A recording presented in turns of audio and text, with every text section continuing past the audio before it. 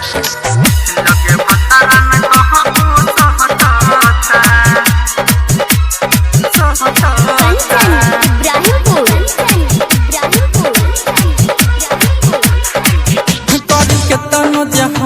सिंगार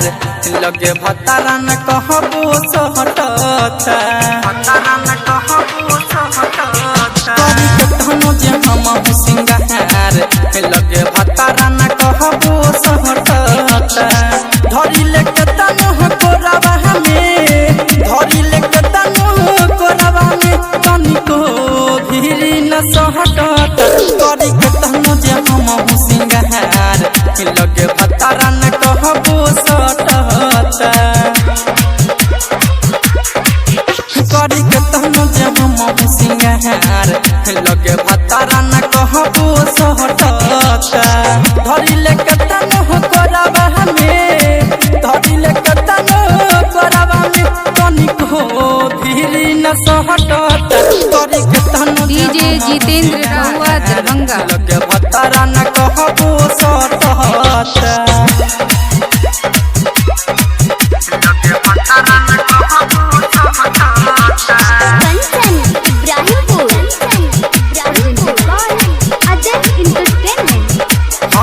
करा से दुखावा सुनाई कबले मनहबा मनाई करे नाही कुछ सैया कतनो हटहुन पिया कतनो हटहुन पिया करा से दुखावा सुनाई कबले मनहबा मनाई करे नाही कुछ सैया कतनो हटहुन पिया सहजिया पे कबाबू ठीक से सहजिया पे कबाबू ठीक से तनिको न हमारा में डहता करी के तनो जन्म सिंगार लगे भतारा न कहबो सहटता लगे भतारा न कहबो सहटता Kanchan Ibrahimpur TS recording studio Darbhanga दिल जाने रहा जा करे यहाँ जोई तो सोनुआ के है समझा जोई तो बुझ मजबूरी सहतानी दूरी गाड़ी को सहु धरा जोई तो डीजे जितेंद्र राज महुआ दरभंगा जाने रहा जा करे यहाँ जोई तो सोनुआ के है समझा जोई तो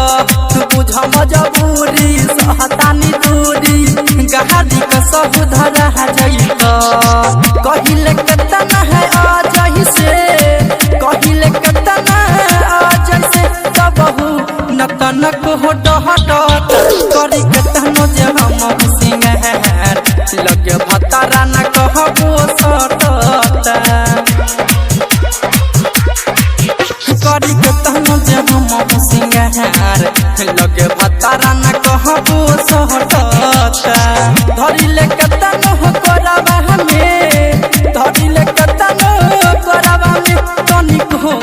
भिरी न सहटता करी कतनो जे हम सिंगार लगे भतारा न कहबो सटता टीएस रिकॉर्डिंग स्टूडियो